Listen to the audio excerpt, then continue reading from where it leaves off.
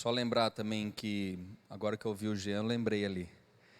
O Jean está com uma campanha aí, junto com a nossa igreja, de abençoar crianças lá da Casa das Crianças.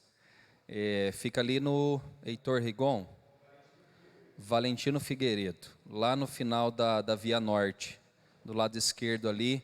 E falta quantas crianças, Jean?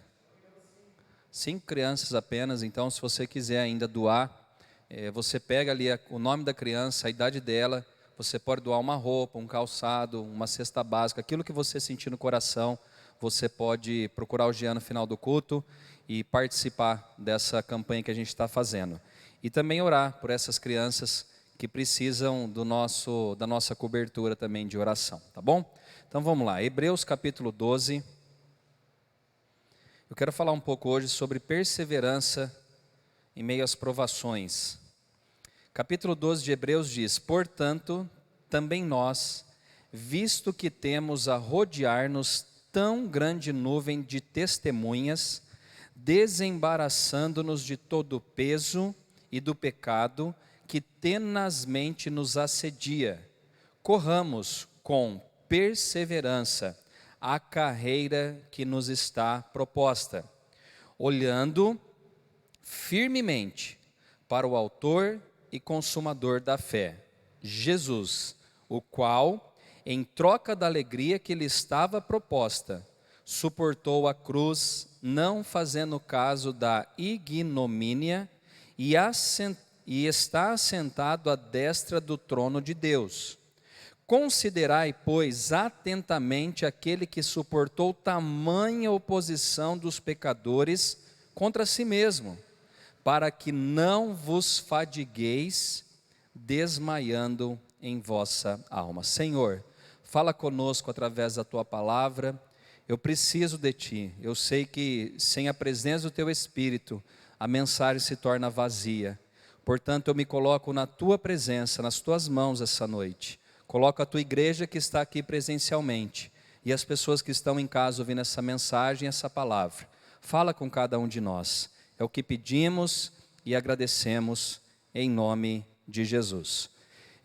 O autor aos Hebreus, que é um autor que alguns dizem que é Paulo, outros nomes, o fato é que ele quer falar aqui conosco na perseverança, a importância de nós cristãos perseverarmos em meio às provações da vida.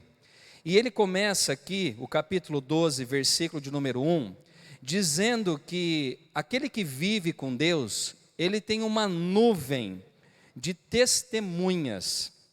Ou seja, quando a gente olha para a palavra, a gente tem uma quantidade gigantesca de exemplos de pessoas que venceram, de pessoas que suportaram as suas aflições, de pessoas que perseveraram em meio às grandes aflições que enfrentaram na vida.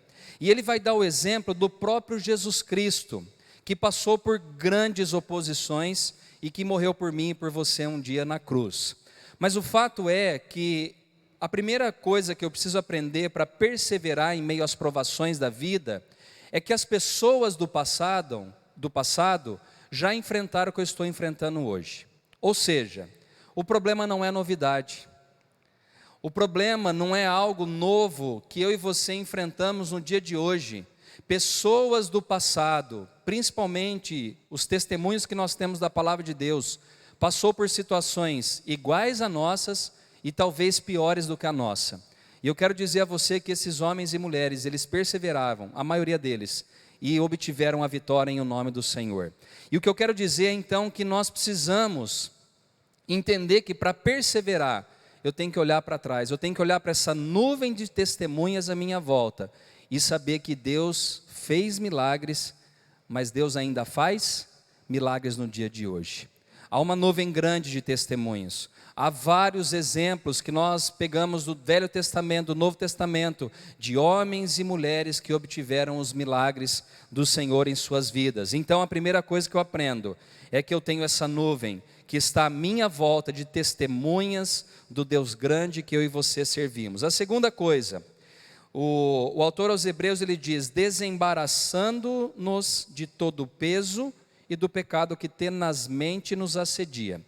Uma das coisas que nós precisamos para vencer também e perseverar em meio às provações é tirar todo o peso, é tirar todo o fardo, é tirar tudo aquilo que talvez dificulta a minha caminhada juntamente com Deus. Aqui ele não fala exatamente o que é esse peso, mas ele fala que o pecado, ele às vezes igual uma cola, ele gruda nas nossas vidas. E ele usa a palavra tenazmente, né? A gente pode pegar emprestado aqui, mas saber que o pecado muitas vezes ele entra como uma cola, ele gruda em nós. E para que a gente possa perseverar em meio às provações, nós temos que tirar essa cola do pecado nas nossas vidas. Nós precisamos tirar aquilo que nos impede de corrermos e avançarmos a carreira que está proposta para mim e para você. O autor aos Hebreus, ele fala de peso e também ele fala de pecado. Quando você assiste uma corrida, uma maratona, vamos pôr uma maratona de 40 quilômetros. Normalmente o atleta, ele está vestido de que maneira? Com um shortinho, bem leve, uma camisetinha bem leve, o tênis, que também é bem leve, somente isso. Por que ele se veste dessa maneira? Porque todo peso que tiver em excesso, vai acontecer o que com esse atleta? Vai prejudicar na sua corrida. O que o autor dos Hebreus está tentando mostrar para nós é que se a gente quiser perseverar em meio às provações, nós temos também que desvencilhar desses pesos que nós temos em nossas vidas. Vou dar um exemplo de um peso. Um relacionamento às vezes que não faz bem para você pode ser um peso. Uma pessoa que te faz mal no sentido de desencorajar a você, de colocar areia nos seus sonhos, de dizer que as lutas que você passa, elas não haverá soluções. É a mesma coisa, né? De você chegar com um diagnóstico médico na sua família e dizer, olha, o médico disse que eu tenho uma doença determinada aqui. Não vou falar doença, eu tenho uma doença determinada. E aí alguém da família fala assim, puxa vida, eu conheço pelo menos umas 10 pessoas que já morreram com essa enfermidade. Isso pode ser um peso para você, essa amizade, ou esse comentário. E é preciso eu desvencilhar desses pesos para que eu possa correr com perseverança a carreira que está proposta a mim e para você. O que eu estou querendo dizer é que algumas coisas precisam ser deixadas para trás, para que você possa correr aquilo que a corrida que Deus tem preparado para você. Deu para entender isso aí? Em algum momento da vida, Paulo se separou de João Marcos. Por quê? Eles estavam com divergências de ideia. E se eles ficassem juntos, o que ia acontecer com Paulo ou com João Marcos? A palavra não ia progredir do jeito que progrediu com o apóstolo Paulo separado de João Marcos. No final da vida, João Marcos foi procurado pelo apóstolo Paulo, que naquele momento que o apóstolo Paulo estava enfrentando, João Marcos já não era mais um peso, mas sim uma pessoa que poderia estar ajudando e contribuindo com o ministério do apóstolo Paulo. Deu para entender isso? Às vezes uma amizade, às vezes, sei lá, vou aqui abrir algo, né? Às vezes a pornografia está te prendendo, está te colocando para baixo. Às vezes a mentira no relacionamento conjugal, com seus familiares, brigas, contendas, que você possa deixar isso e correr com perseverança a carreira que Deus propôs para você correr, sem peso, sem pecado. Por isso que ele diz aqui, o autor aos Hebreus, que nós temos que correr com perseverança a carreira que está proposta a mim e para você. A pergunta que eu faço agora, só para abrir um parêntese rápido, essa é boa, né? O pastor não tem parêntese rápido, mas vamos lá. O que eu quero dizer a você é que cada um de nós temos uma carreira para percorrer. A Bíblia fala que Deus chamou cada um para um determinado ministério. Se eu estou preso num pecado, ou se eu estou com um peso na minha vida, aquilo que Deus me chamou para fazer vai se tornar mais difícil, não é? Então eu tenho que me desvencilhar disso, para fazer aquilo que Deus colocou nas minhas mãos para que eu possa fazer. Vou dar um exemplo disso. Deus me chamou para pastorear, para estar à frente da igreja. Essa é a carreira que Deus escolheu para mim. A pergunta é: você sabe a carreira que Deus escolheu para você? Isso não quer dizer que você precisa ser pastor, que você precisa ser diácono, que você precisa ser professor, músico, não é isso. O que está dizendo é que eu no Senhor tenho que saber o que Ele me chamou para eu fazer. Tem pessoas que foram chamadas para trabalhar na área da saúde. Deus te use. Corra essa carreira que está proposta a você, sem peso, sem pecado, e faça a diferença no lugar onde Deus te colocou. O Adriano é mestre de obras. Deus chamou ele para isso. O Adriano, quando ele vai contar o dízimo comigo, dá até raiva, né? Porque, desculpa, viu, Adri, não é uma raiva santa, não é uma raiva ruim. Mas ele tem uma habilidade para mexer com número, para calcular. Deus chamou ele para isso. Não chamou eu para isso. Deu para entender o que eu estou falando? Chamou você, senhor Toninho, para mexer com parte de ferragem, o Dimas para cuidar dos carros e assim por diante. É a carreira, e dentro da carreira que está proposta, eu tenho que correr com perseverança, porque Deus vai cobrar de mim e de você aquilo que Ele deu nas nossas mãos. Deu para entender isso aí? Porque tem gente que fala assim: não, deixa o pastor correr que ele faz tudo. Não, cada um tem a sua carreira, cada um tem que correr a sua corrida, e nós estamos numa corrida, não estamos? Estamos numa maratona, enfrentamos dias difíceis, dificultosos, mas nós temos que correr com perseverança, aquilo que Deus colocou, ou a carreira que Ele colocou na minha vida e na sua vida. Segundo o versículo aqui, de Hebreus 12, diz assim: olhando firmemente para o autor e consumador da fé, Jesus, o qual em troca da alegria que lhe estava proposta, suportou a cruz, não fazendo caso da ignomínia, e está sentado à destra do trono de Deus. Vamos entender aqui, eu tenho que correr uma carreira, eu não posso correr essa carreira com peso nem pecado, e eu tenho que correr com perseverança, insistindo. Agora o autor aos Hebreus está dizendo que para correr essa carreira e ter sucesso, eu tenho que fazer o quê? Olhar firmemente para o autor e consumador da nossa fé, que é Jesus Cristo. Por que você fala isso, pastor? Porque, irmãos, nos últimos dias, nós passaremos por situações extremamente difíceis. Diz a palavra em Mateus 24, que se levantariam muitos falsos profetas, homens que enganam, usando a fé cristã, homens que estão vestidos de pele de cordeiro, mas que são lobo, feroz, lobo que pode matar e destruir a sua vida. Chegou a hora, irmãos, de você olhar firmemente para o autor e consumador da sua fé, que é Jesus Cristo. Para de olhar para homens. Sabe por que tem muita gente que para de percorrer a carreira que Deus propôs a cada um deles? Porque começaram a olhar do lado para pessoas. E, gente, eu falo com o coração aberto, que eu vou falar agora para vocês. Não tem ninguém entre nós aqui que seja perfeito.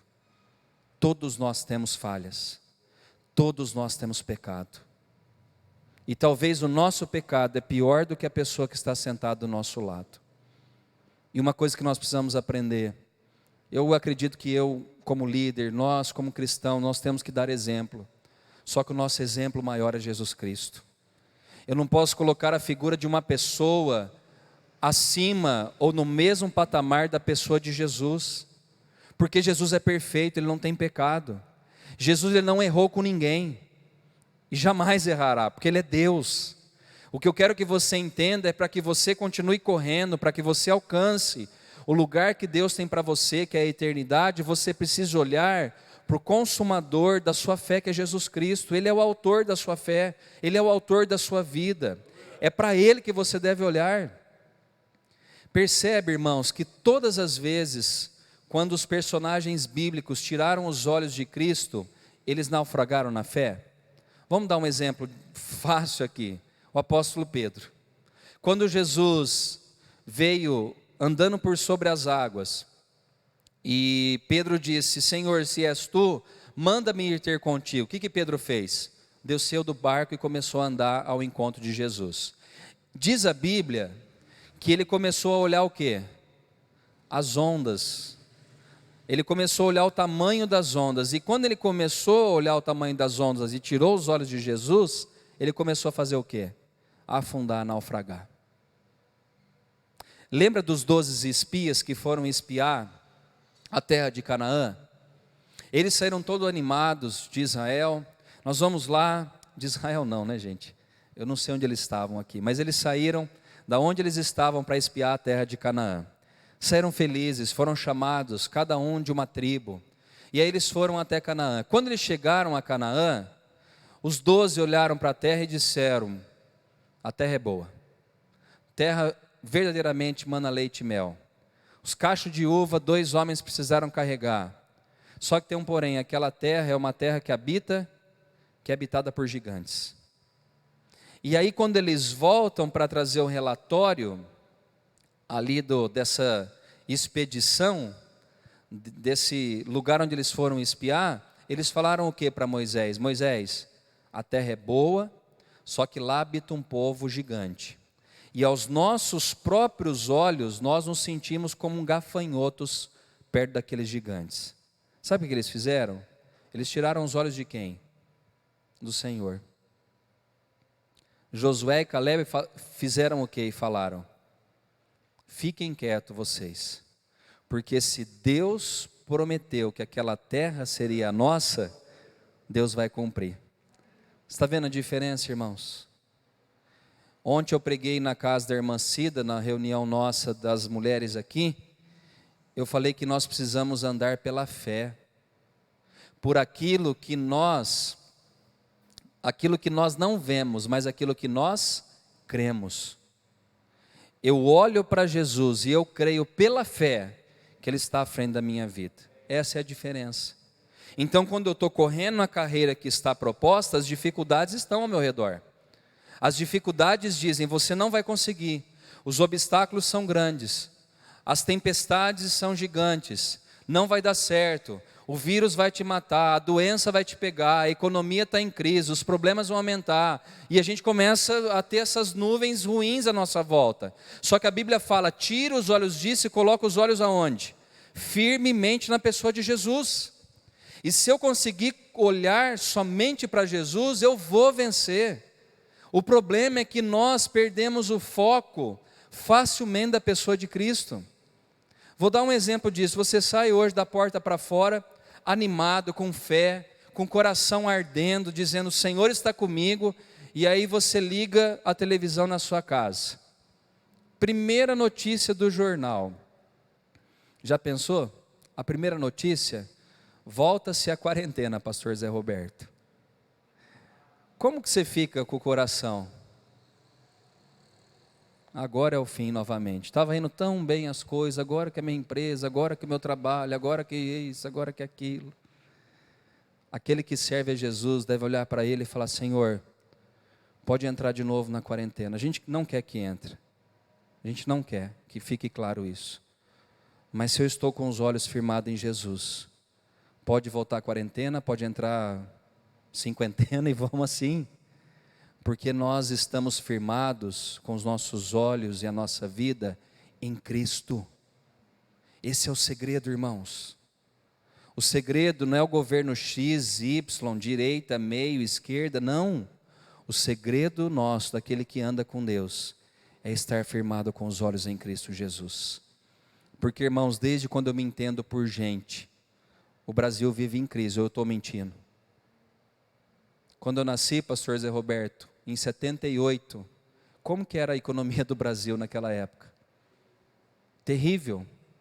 Você dormia com uma cartela de ovo, vou dar um exemplo, tá? Não sei nem que moeda que tinha, talvez era o cruzado ou cruzeiro.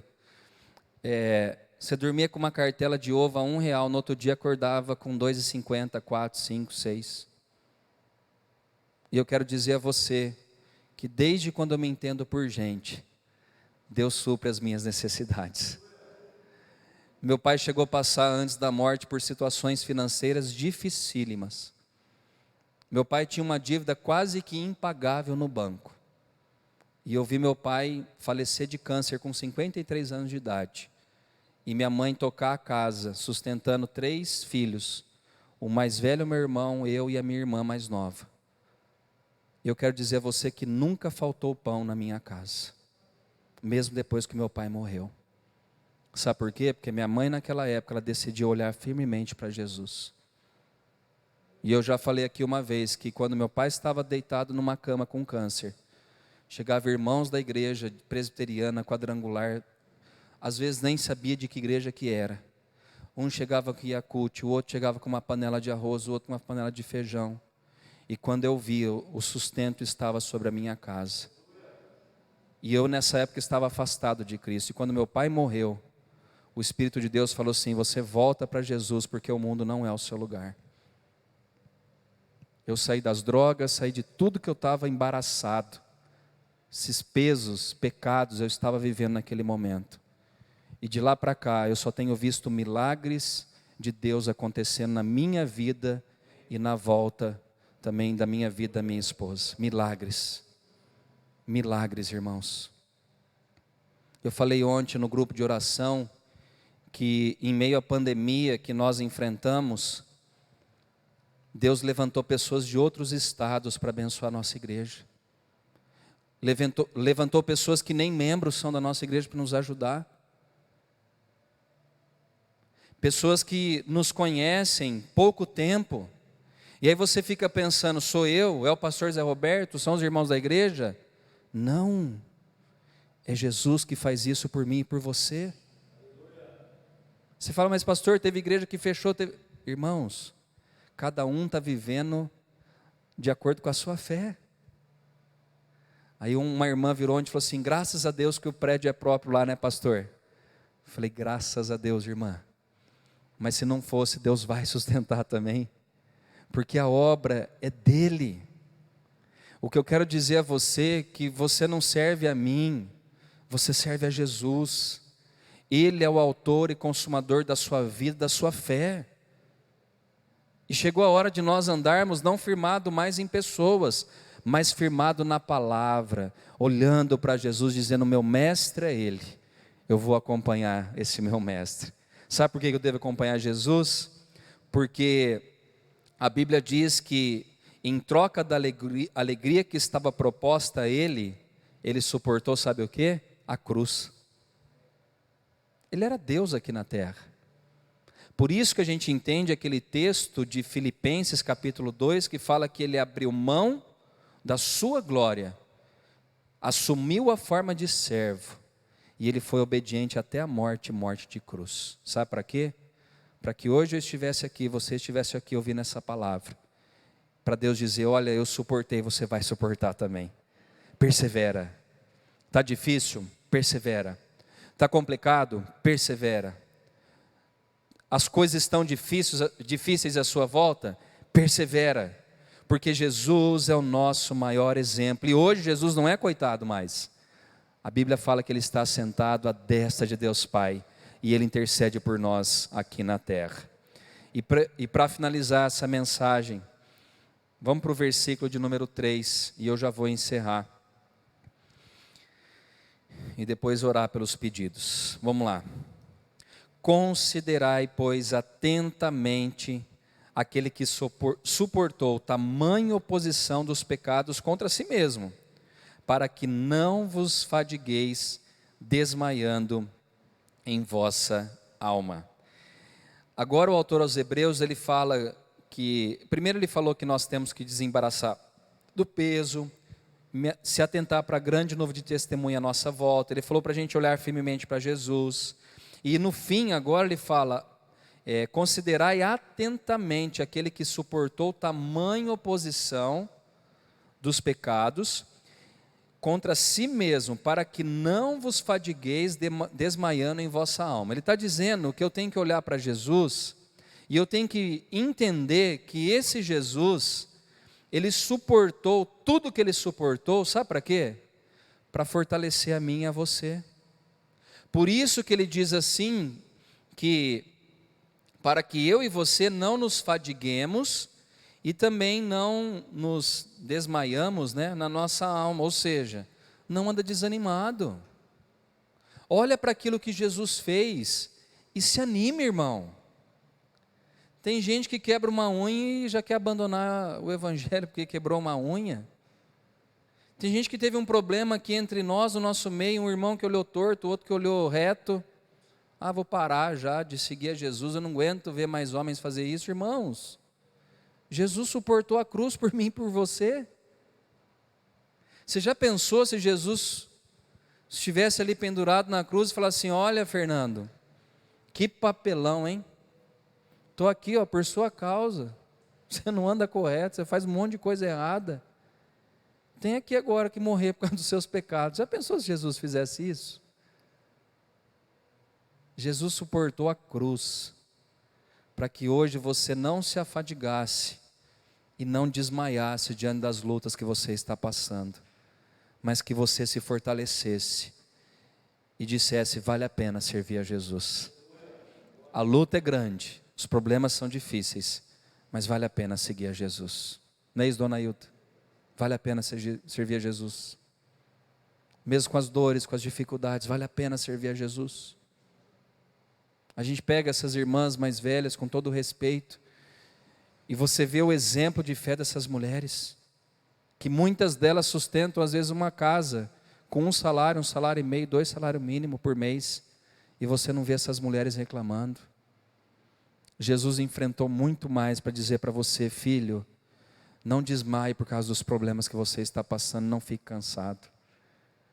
Eu passei na cruz, mas hoje eu te entrego a vitória nossa em o nome de Jesus, amém? Vamos orar? O louvor vai dedilhar uma canção aqui, e eu queria que você pensasse um pouco, se você tem ou não perseverado, diante das tribulações que você está enfrentando na vida. Como você tem reagido diante das lutas? Como você tem reagido diante das aflições que têm afligido a você? Você tem reclamado? Quando a gente reclama também a gente coloca peso sobre nós. Você tem olhado para Cristo ou você tem olhado para as circunstâncias à sua volta? Todas as vezes que nós tiramos os olhos de Jesus, a chance de nós naufragarmos, ela se torna maior. Quando a gente tira os olhos de Jesus, a murmuração entra na nossa vida, a gente começa a reclamar, a gente começa a fazer igual os espias fizeram, dizendo os 10, a terra é boa, mas tem um povinho lá que vai destruir a gente. E murmuração e reclamação, irmãos, é louvor ao diabo. Quando você reclama, quando eu reclamo, nós estamos louvando a Satanás. Porque nós estamos dizendo: Deus, eu não confio no Senhor, por isso que eu reclamo. Agora, quando nós confiamos em Jesus, quando nós confiamos nele, ao invés de reclamar, a gente agradece e se fortalece a cada dia no Senhor. Amém? Os irmãos vão tocar uma canção. Enquanto isso, eu quero que você reflita um pouco na mensagem e depois nós estaremos orando juntos.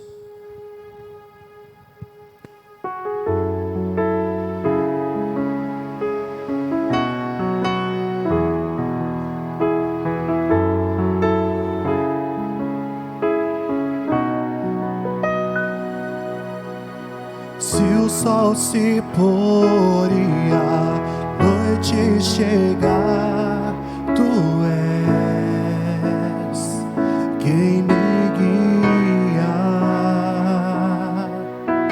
Se a tempestade me alcançar, tu és meu abrigo. Se o mar me submergir, a tua mão me traz à tona pra respirar e me faz andar sobre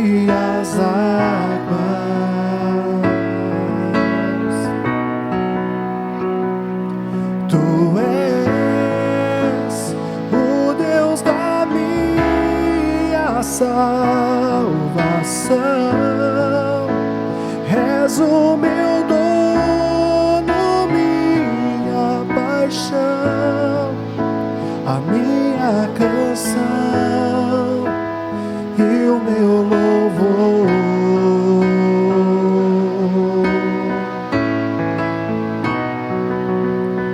Se o sol se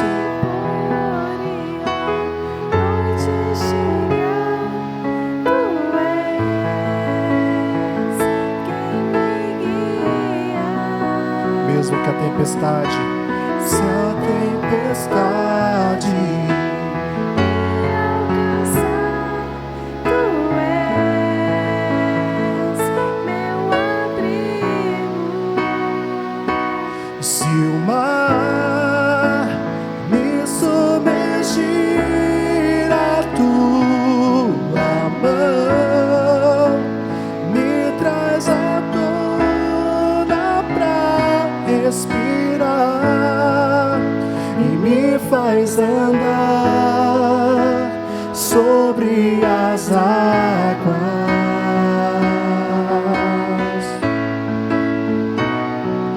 Tu és o Deus da minha salvação,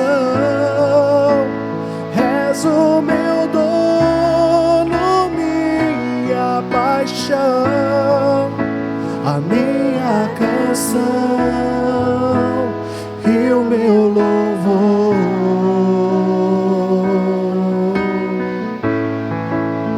Declare isso.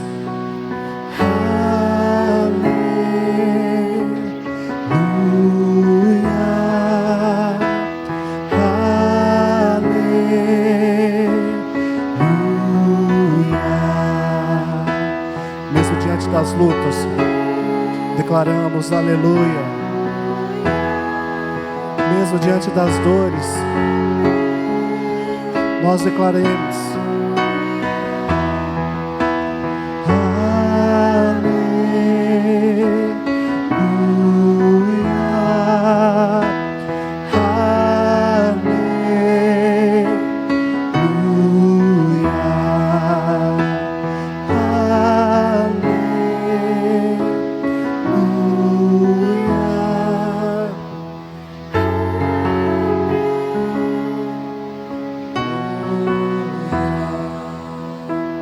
Amém. Vamos ficar em pé.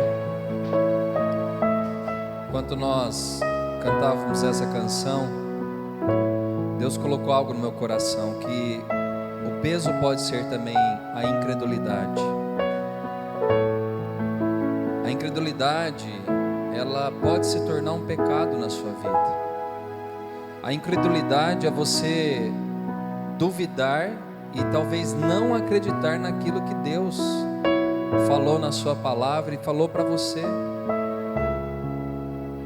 Pode ser um peso, porque você muitas vezes ora, lê a palavra, frequenta a igreja, mas está desanimado, e talvez a incredulidade está ficando pesada, porque ora você crê, ora você não crê, ora você tem fé, ora você não tem fé, e Deus está falando: filho, olha firmemente para mim, eu sou o autor e consumador da sua vida e da sua fé. Sabe o que é um autor, gente? A minha esposa é artesã. As peças que ela faz está sobre o domínio da mão dela. Pedro é cabeleireiro. Quando ele está cortando um cabelo, o domínio está sobre quem? Sobre ele. Ele é como se fosse um autor. Ele vai dar a forma. O irmão Theo mexia com madeira, fazia umas esculturas, né, Theo? Ele era o autor. A madeira que ele trabalhava era apenas um objeto. Jesus está dizendo para nós: eu sou o autor. Eu sou o autor, olha para mim. Nós somos apenas filhos nas mãos dele, e temos que obedecer. Ele faz do jeito que ele quer, ele dá a forma do jeito que ele quer. Pare de duvidar, pare de ter incredulidade no coração. Creia, mas creia mesmo. Não fica entre, sabe? Eu acho que vai. Não, não é eu acho que vai. Vai dar em nome de Jesus. E se não der, Deus sabe que Ele é Deus. Vai dar, nós vamos alcançar, nós vamos passar, a situação vai mudar. E se não mudar, como Sadraque, Mesaque e Abednego falaram, Deus continua sendo Deus.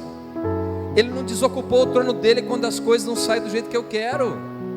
Mas uma coisa eu tenho que aprender e sair daqui hoje da igreja, e você que nos ouve em casa, olhe para Jesus somente e fortaleça a sua vida nele e na sua palavra. Amém? Nós vamos orar aqui essa noite pelo pedido da Rita, que pede oração pela igreja, pelo Nádio, pela saúde.